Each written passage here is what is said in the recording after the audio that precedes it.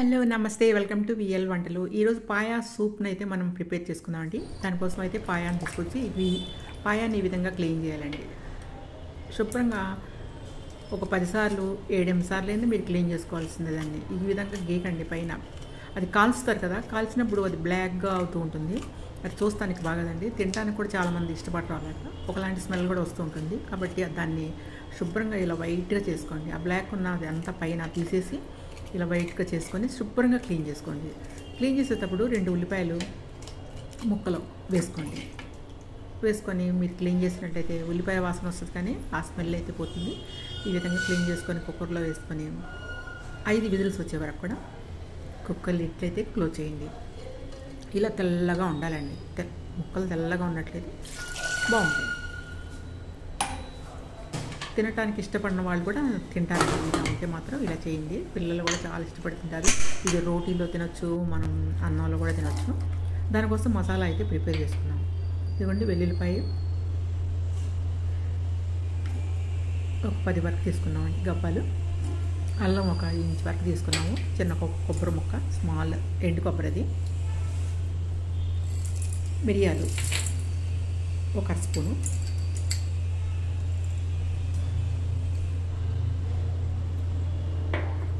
చాలా టేస్ట్గా ఉంటుందండి ఈ కర్రీ. ఇదిగోండి, స్టార్ పువ్వు అయితే ఒకటి వేస్తున్నాం మనం. చెక్క శనిమం అది కూడా మనం కొంచెం వేసుకుంటున్నాము. ఇది జాజికాయ అండి, చిన్న ముక్క, ఒక పావు. ఎక్కువైనా కూడా బాగదండి ఇది. లవంగాలు ఒక 7. ఇది ధనియాల పొడి అండి, మనం ఉడికేటప్పుడు వేద్దాం. ఆల్రెడీ నా దగ్గర ధనియాల పొడి ఉంది, లేకపోతే ఆ ధనియాలు కూడా దీంట్లో వేసుకోవచ్చు. 1 టేబుల్ స్పూన్ 3 టేబుల్ స్పూన్ వరకు అయితే వేయండి ధనియాలు అయితే. నేనైతే పౌడర్ వేస్తున్నాను.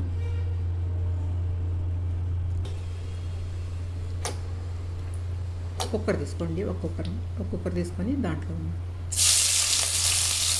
ఆయిల్ వేసుకోండి. 4 టేబుల్ స్పూన్ వరకు వేసుకోండి.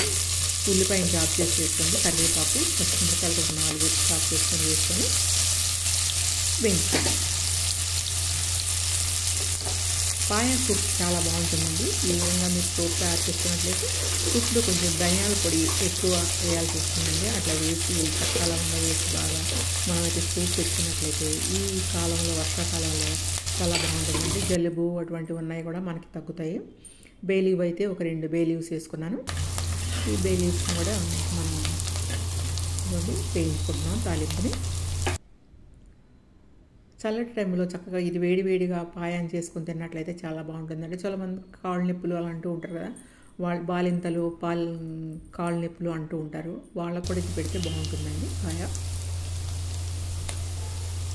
చూడండి,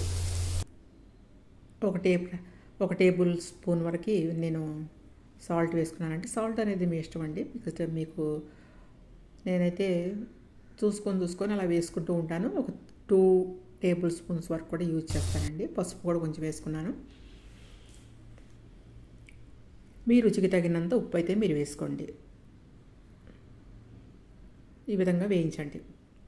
ఇప్పుడు మనం ప్రిపేర్ చేసిన మసాలా, అల్లం వెల్లుల్లిపాయ, మిరియాలు ఇవన్నీ మనం పేస్ట్ చేసుకున్నాం కదండి. కొబ్బరి మొత్తము, ఒక స్టార్ పువ్వు, వాటిని కూడా మనం చక్కగా వేయించుకున్నాం. ఒక ఇలాచీ వేసుకున్నా కూడా బాగుంటుందండి. నా దగ్గర ఇలాచీ ప్రస్తుతానికి లేదు, అందువల్ల నేను వేయలేదు. ఇలాచీ వేసుకుంటే చాలా బాగుంటుంది. ఈ విధంగా వేయించుకోండి. ఇదిగోండి, ఇట్లా మంచి కలర్ వచ్చే వరకు వేయించుకోవాలి. కూర మీకు స్మెల్ రాకూడదు, బాగుండాలి టేస్ట్గా అంటే కొంచెం ఇలా వేయించుకుంటూ, ఇలా తిప్పుకుంటూ, అడుగు పట్టకుండా తిప్పుకుంటూ కొంచెం రెడ్డిష్గా వచ్చే వరకు వేయించుకోండి. ఇప్పుడు మనం 5 విజిల్స్ వచ్చే వరకు ఉడకపెట్టుకున్న పాయా ముక్కల్ని దీంట్లో యాడ్ చేసుకుందాం. ఆ కుక్కర్ నుంచి ఈ కుక్కర్లోకి షిఫ్ట్ చేస్తున్నాం.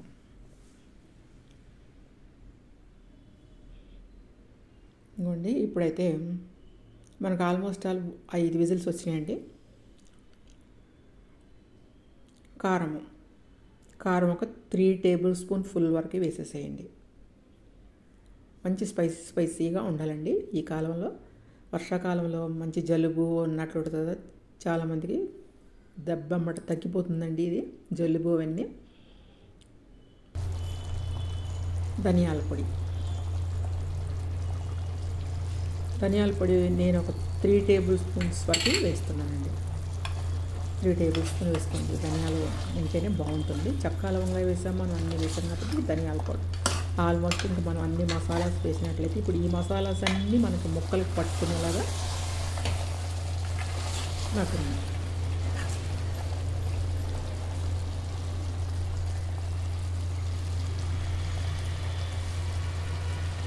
చూసారు కదా, ఎమ్మీగా ఉండే పాయా సూప్ అయితే మనం తయారు చేసుకుంటున్నాం అండి. సూప్ అంటే మీకు తెలుసు కదా, ఒక వాటర్గా ఉంటుంది. ఇప్పుడు దీంట్లో 8 గ్లాసెస్ వాటర్ తీసుకోండి. 8 గ్లాసులు వాటర్. ఇది మనం కడిగి పెట్టుకున్న ఇది మసాలా గిన్నె అండి. ఇది దాంట్లో ఉన్న వాటర్ పోసండి. కారం కొంచెం సరిపోతే ఇంకా వేసుకున్నామండి. మనం వాటర్ పోస్తున్నాం కాబట్టి స్పైసీగా ఉండాలి ఈ సూప్ అనేది. పాయా సూప్, యమ్మీ పాయా సూప్ అయితే రెడీ అవుతుందండి. ఇప్పుడు పడుతుంది కదా వర్షం, ఈ వర్షంలో అయితే ఇది మీరు తిన్నారంటే సూపర్గా ఉంటుందండి. చపాతీలో కూడా నంచుకొని తినండి. పూరి, చపాతీ దేంట్లో అయినా, మన రోటీలో కూడా తినొచ్చు అండి, దోశల్లో కూడా తినొచ్చు దీన్ని. ఇదిగోండి మెదడుని కూడా ఈ సమయంలో మనం వేసేస్తున్నాం. ఆల్మోస్ట్ అలా ఇంకా అన్నీ వేస్తామంటే కొత్తిమీర ఒకటి యాడ్ చేసుకుంటే సరిపోతుంది. కూర ఉడికేటప్పుడే మీరు కొత్తిమీర వేసినట్లయితే చాలా బాగుంటుంది. 5 విజిల్స్ వరకు ఉడికిన పాయ అండి ఇది. పాయ ముక్కలు మనం 5 విజిల్స్ వచ్చే వరకు కూడా మనం ఉడకపెట్టుకున్నాం. మనం ఆయిల్ చాలా తక్కువ వేసుకున్నామండి. ఆయిల్ కూడా లెస్ ఆయిల్తో నేను మిక్స్ చేసి తీసుకున్నాను ఆరోగ్యరీత్యా. ఇప్పుడు లిడ్ అయితే క్లోజ్ చేసామండి మనం. ఇంకొక 5 విజిల్స్, మొత్తం 10. అసలు ముక్క ఉంటుందండి, ఎముకలో ఉన్న జ్యూస్ అంతా వచ్చి మీకు సూప్లో దిగుతుందండి. అంత బాగుంటుంది సూపు. ఇంకా దీనికి తిరగలేదండి. తప్పకుండా ఈ వీడియోని ఫస్ట్ నుంచి లాస్ట్ వరకు చూసి ఇదే విధంగా మీరు పాయ సూప్ని అయితే చేసుకొని తిన్నారంటే అదిరిపోయే టేస్ట్ని అయితే మీరు చూస్తారండి. ఇప్పుడు మనం లిడ్ ఓపెన్ చేసిన తర్వాత ఒక 5 మినిట్స్ ఇలాగా కొంచెం లిడ్ ఓపెన్ చేసినాక కూడా ఒక 5 నిమిషాలు ఉంచండి ఇలా స్టవ్ మీద. దాని రుచి ఇంకా ఇంక్రీజ్ అవుతుందండి ఇలా చేయటం వల్ల. దాంట్లో ఏమన్నా ఇంకా స్మెల్ అట్లా ఏమన్నా ఉంటే అది కూడా పోతుంది. సూపర్ టేస్ట్గా ఉంటుందండి. ఈ విధంగా మీరైతే ప్రిపేర్ చేసుకోండి. ఇప్పుడు మనం కొత్తిమీరతో అయితే ఇంకొంచెం గార్నిష్ చేసుకుందామండి. అంతేనండి, యమ్మీ పాయ అయితే మీకు రెడీ చేసి చూపించాను. ఇంకెందుకంటే ఆలస్యం, మీరు కూడా ఈ విధంగా చేసుకోండి. Thank you watching my video. Bye.